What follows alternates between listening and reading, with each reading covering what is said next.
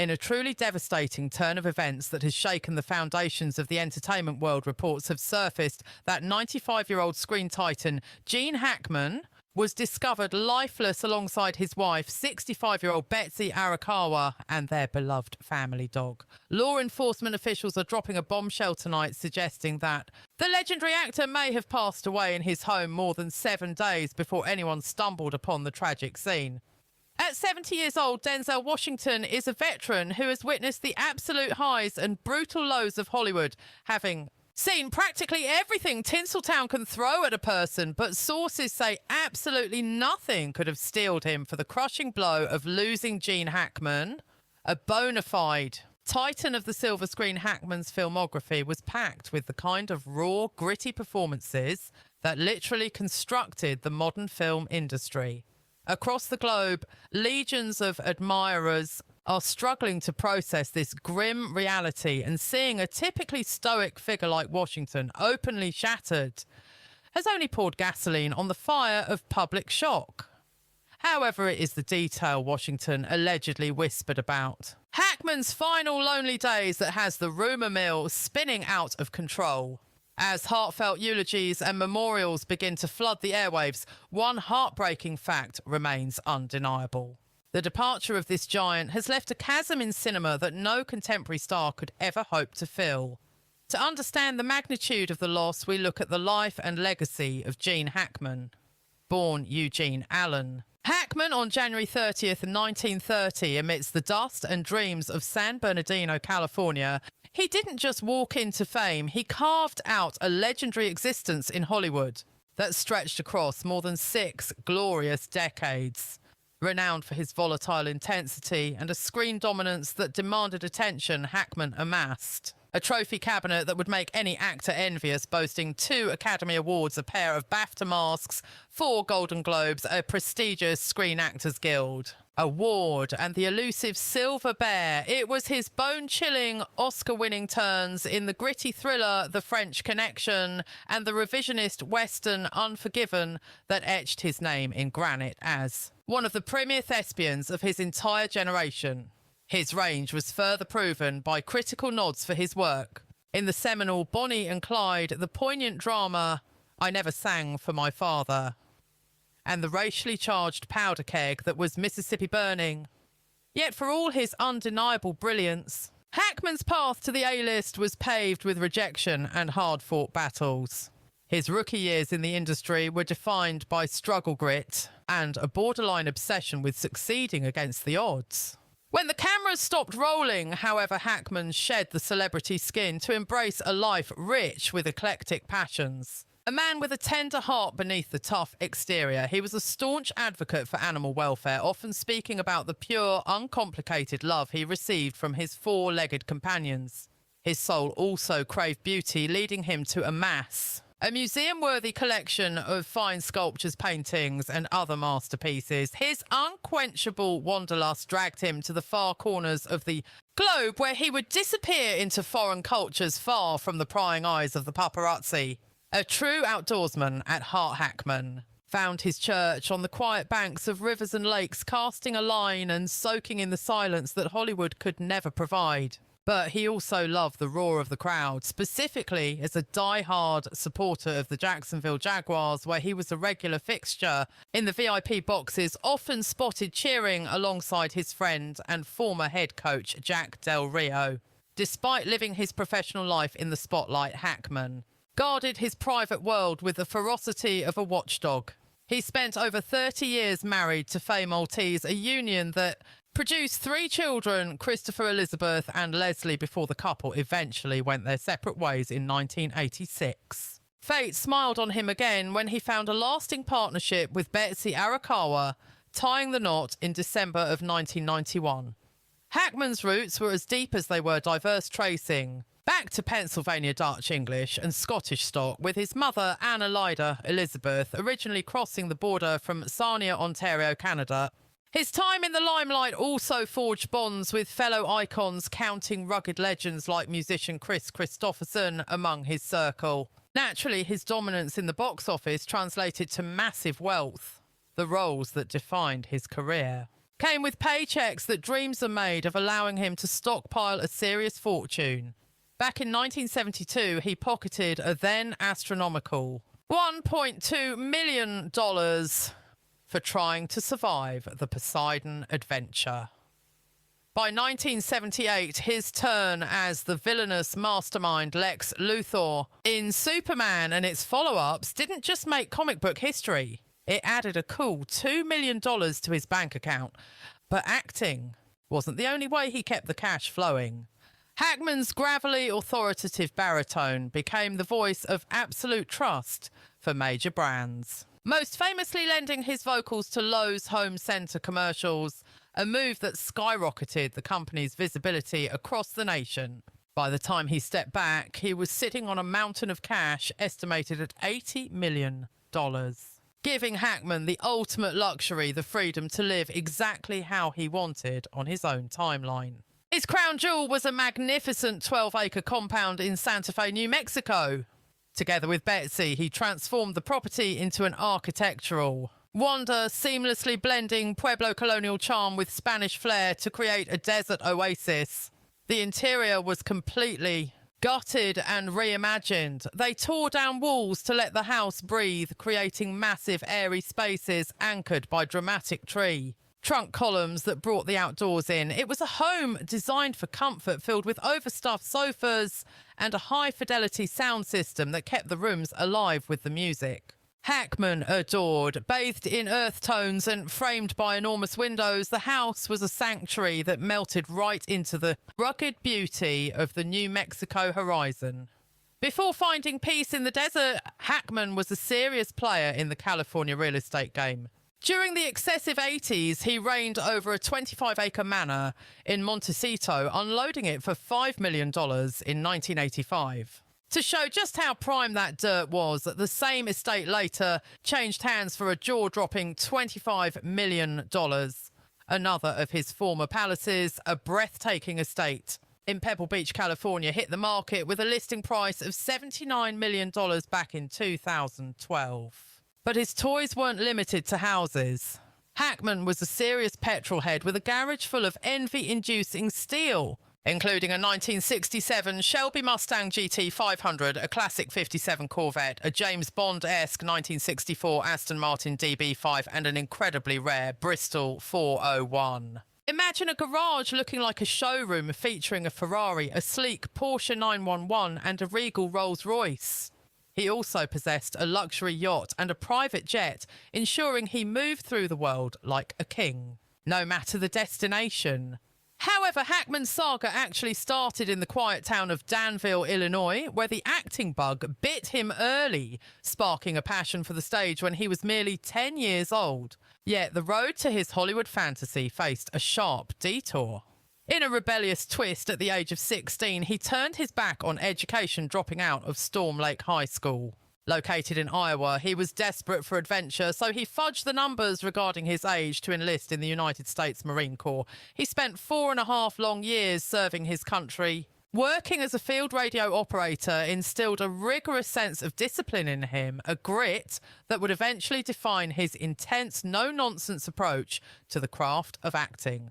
After finally being discharged in 1951, he drifted to New York before heading back to the Midwest, enrolling at the University of Illinois to learn the ropes of television production and journalism. Nevertheless, the spotlight kept calling his name, and in 1956, he threw caution to the wind, taking a massive gamble by signing up at the Pasadena Playhouse Theatre in Los Angeles. It was a fateful decision as he crossed paths with another scraping by hopeful named Dustin Hoffman. It was the start of a legendary brotherhood forged in rejection as both men fought tooth and nail just to get a foot in the door.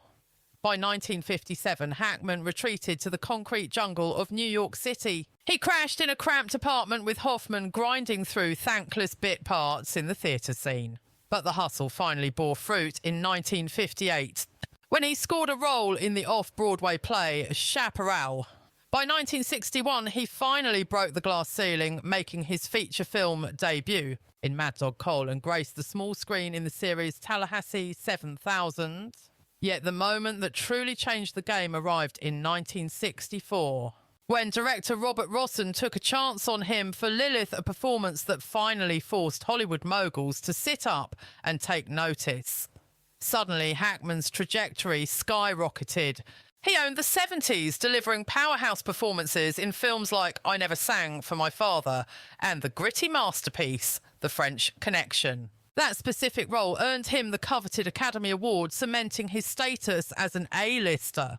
For the rest of the decade, he was untouchable, churning out critical hits, including his iconic turn as the villainous Lex Luthor in 1978's Superman role. He returned to crush again in Superman 2 in 1980, and once more in 1987 for Superman 4, The Quest for Peace. He was a chameleon, shifting effortlessly between high-octane action, heavy drama and sharp comedy, shining in classics like Mississippi Burning Hoosiers and the quirky Wes Anderson hit The Royal Tenenbaums. His role as the dysfunctional patriarch in the latter won him rave reviews. But all good things end. Hackman's swan song came with Welcome to Mooseport in 2004, closing the book on a titanic career, despite the public begging for an encore. He walked away from the glitz for good, channeling his artistic spirit into the solitary world of writing. He penned several gripping novels, such as Payback at Morning Peak in 2011 and Pursued in 2013, proving his storytelling genius extended far beyond the cinema screen. Even in retirement, he made a rare return to lend his gravelly voice to two Marine Corps documentaries, The Unknown Flag Raiser of Iwo Jima and We the Marines, a solemn salute to the brotherhood that shaped him.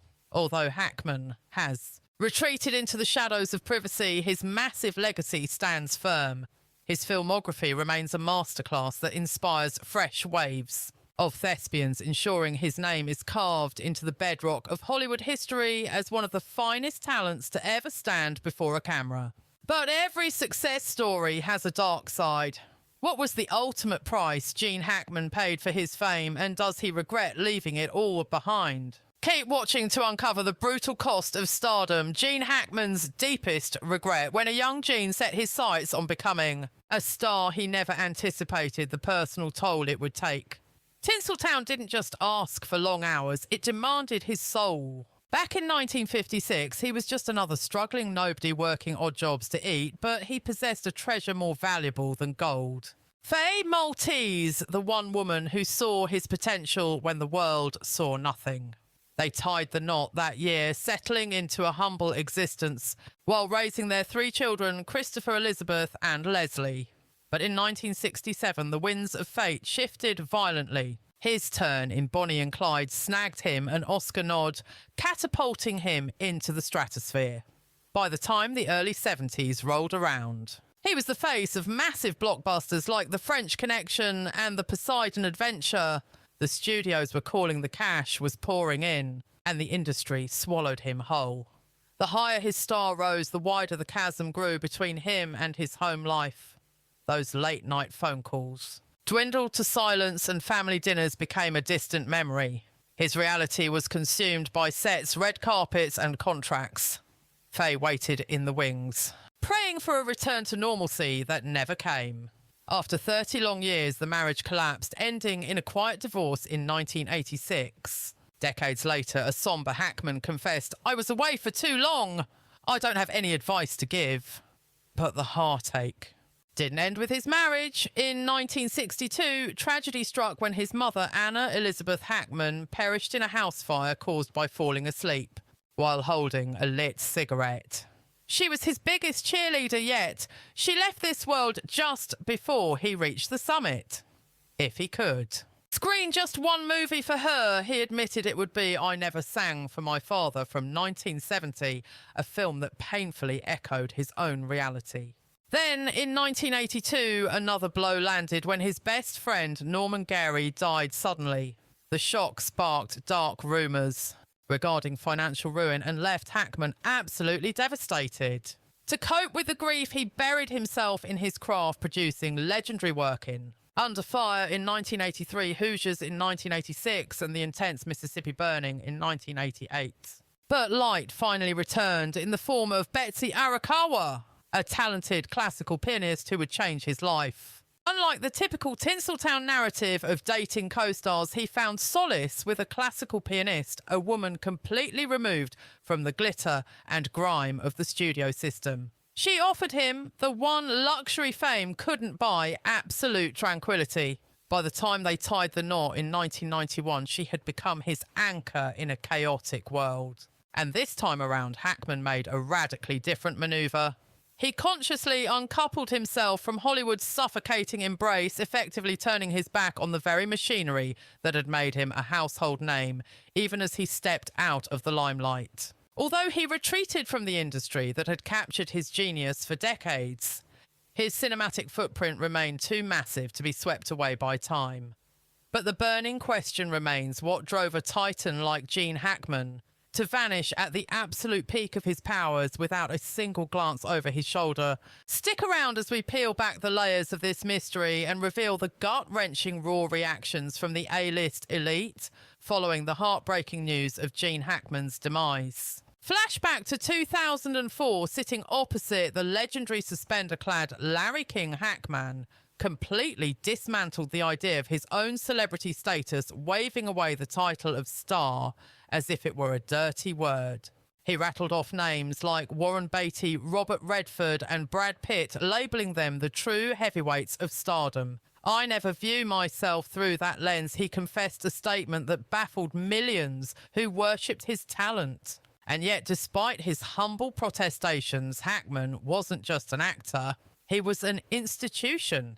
He chiseled out a legacy so profound and gritty that even the modern giants of cinema find themselves at a loss for words when trying to articulate exactly what made him so magnetic. American treasure. Tom Hanks perhaps summed it up best, cutting through the noise with a simple truth.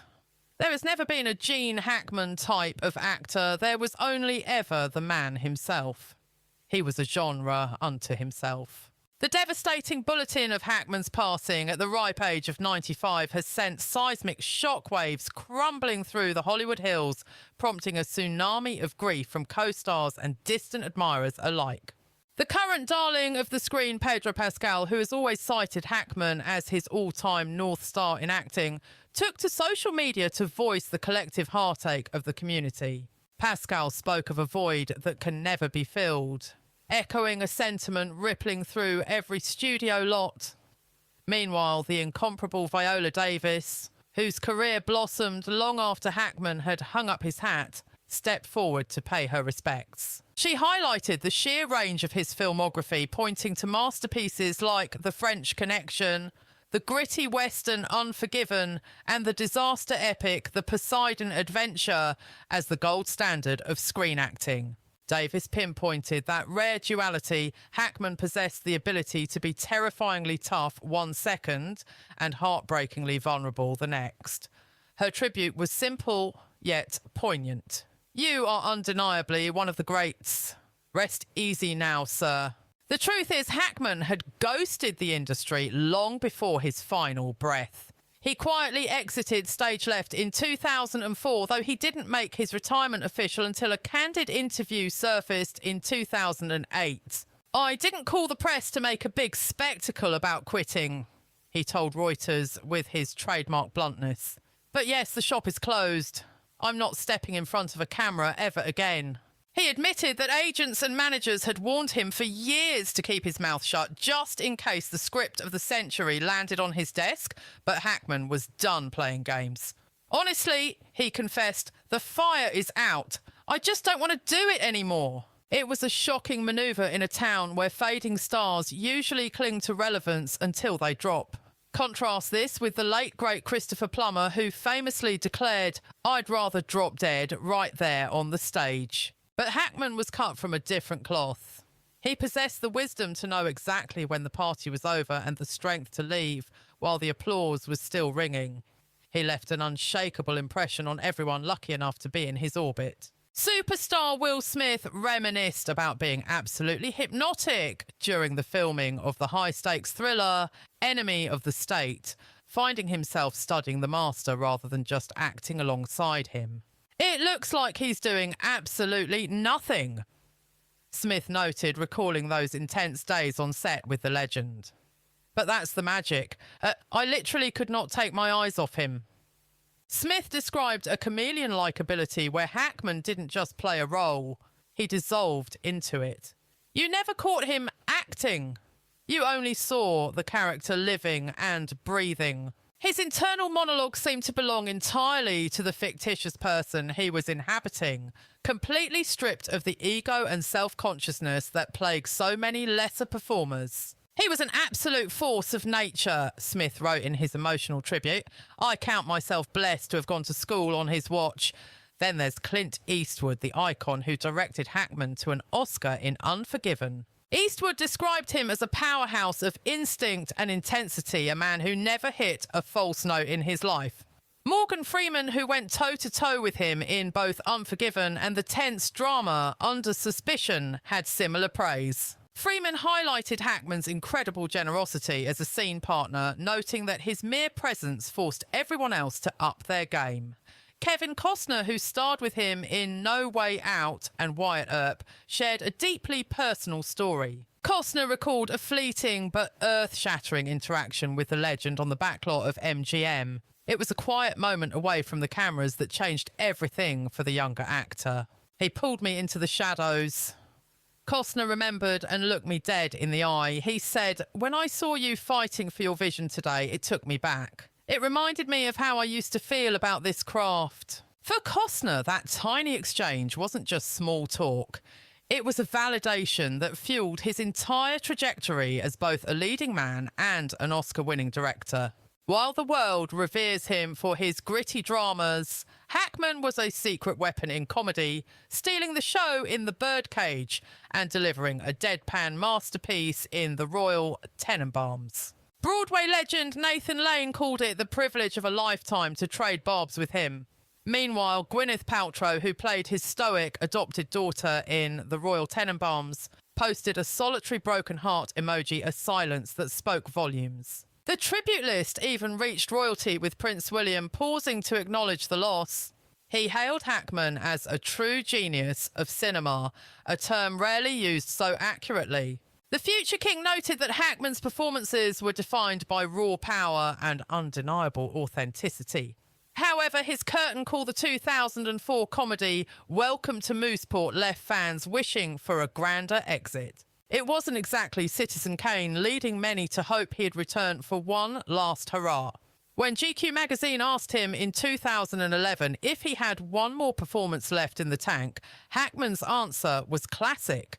He cracked a joke, quipping, "Maybe if I could shoot the whole thing from my living room without anyone moving my furniture."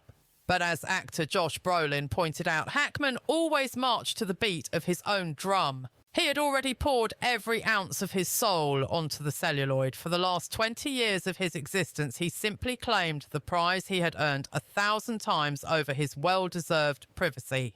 For a humble man who refused to look in the mirror and see a star, the outpouring of love from the Hollywood elite paints a radically different portrait. He was the star's star. But beneath the surface of these tributes lies a fascinating question. What was the unique, unspoken bond between Gene Hackman and Denzel Washington that elevated them into a league of their own? Don't touch that dial. We are about to uncover the unbelievable, almost psychic connection between Gene Hackman and Denzel Washington that few fans know about. Gene Hackman, Denzel Washington, two names that define cinematic excellence, two powerhouses of the craft, and yet in the history of film they have only collided on screen a single time. Their explosive collaboration in the submarine thriller Crimson Tide is the stuff of legend, but their connection runs so much deeper than just one movie. It's a spiritual kinship that defies logic. From their relentless pursuit of the truth in storytelling to their ability to command a room without saying a word, these two icons share a DNA strand of greatness that most people have completely overlooked. And here is the most jaw-dropping statistic of them all. Despite their combined billions in box office, revenue and shelf-breaking awards, neither of them possesses a star on the Hollywood Walk of Fame. Both Hackman and Washington harbour an intense scholarly obsession with historical narratives. Hackman actually channeled this obsession into literature, penning the gritty Civil War novel Escape from Andersonville. It was a harrowing tale set during the darkest days of the Civil War, showcasing a literary talent that matched his acting prowess. Yet despite his lifelong fascination with that blood-soaked era, it remains one of the great ironies of his career that he never actually donned the uniform to portray a Civil War figure on the silver screen. While the chaotic visuals of war painted the screen, Denzel Washington was busy breathing fire into history with his defining role in Glory back in 1989.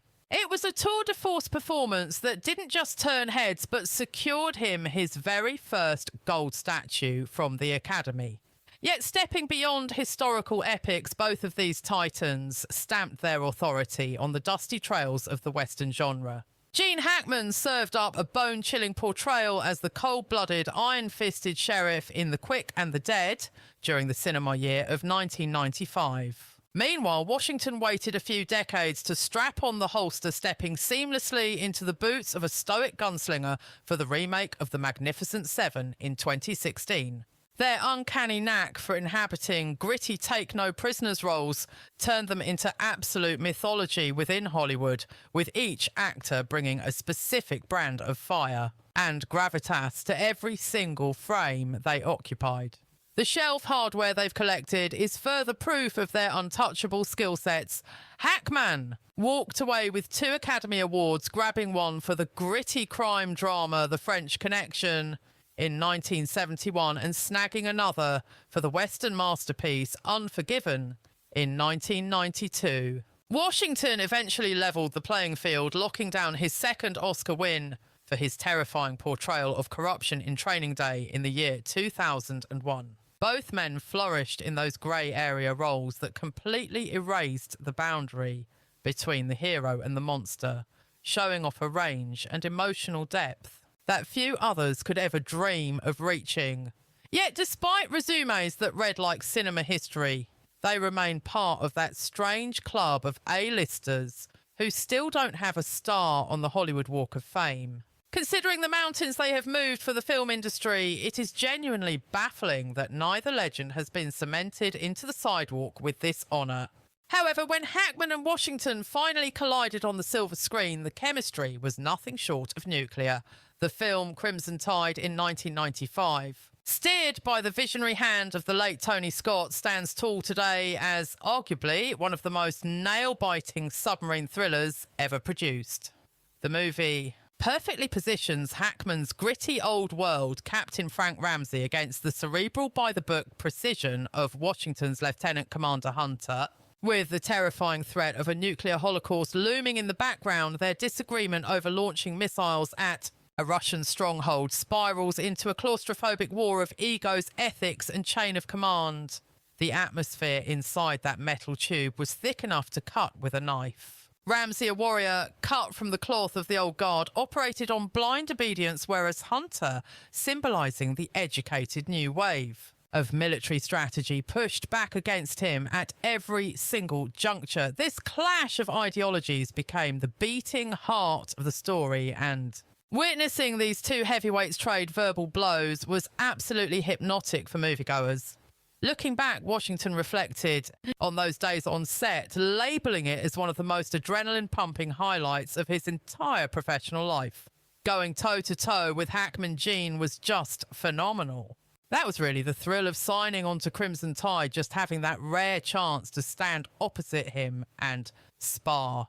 Washington reminisced. He went further, praising the script's heavy lifting, pointing out that it wasn't just explosions and alarms, but a deep dive into moral quicksand. You have these two figures diametrically opposed in every way, trapped in a tin can with the fate of the world resting on their shoulders. Who is actually right? Who is the villain? What if I make the wrong call? Hackman brought a presence so dominating that viewers were left sitting on pins and needles, terrified that he might just snap at any second. His version of Ramsey Stern, commanding and frighteningly volatile, is seared into our memories. However, even with the box office, Glory, the US Navy wanted nothing to do with the project, slamming the depiction of mutiny and leadership as completely unrealistic and deeply disrespectful to the service. But in a twist that has left the industry gasping for air, the world was knocked off its axis by reports of Gene Hackman's sudden tragic demise. To make matters worse, his wife Betsy Arakawa, along with their cherished dog, were also discovered lifeless in their residence in Santa Fe, New Mexico. The dark details surrounding this event remain a complete riddle as detectives and officials dig deep for any clues. Denzel Washington, the moment the heartbreaking updates reached him, shared his utter shock and profound grief. When the word got to me that Gene and his wife had passed away under such shady conditions I couldn't process it, I was in total denial. Washington stated, "I never in a million years thought a nightmare like this would visit their doorstep. It is absolutely soul-crushing to realise that such a calamity has taken place. The entire situation is wrapped in a fog of doubt. As the authorities wait on warrants and sift through the forensic evidence, the rumour mill is spinning out of control regarding what actually transpired. On that fatal evening, was it a freak accident or was there something sinister at play? Until the facts are laid bare, those who loved Hackman are left in the dark, desperate for closure." Washington, echoing the sentiments of the entire Hollywood community, is calling for justice. "Until a comprehensive investigation turns over every stone, we're all just guessing in the dark," he declared with conviction. "I need the police to treat this with the gravity it deserves and ensure the truth sees the light of day.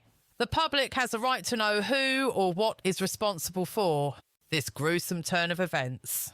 Hackman was far more than a screen actor. He was a bona fide cultural icon. His work held us captive for decades, building a library of cinema that will be studied and revered for generations to come. Washington painted a picture of him as one of the singular talents of our time, a craftsman who could inject raw bleeding reality into the most complex figures.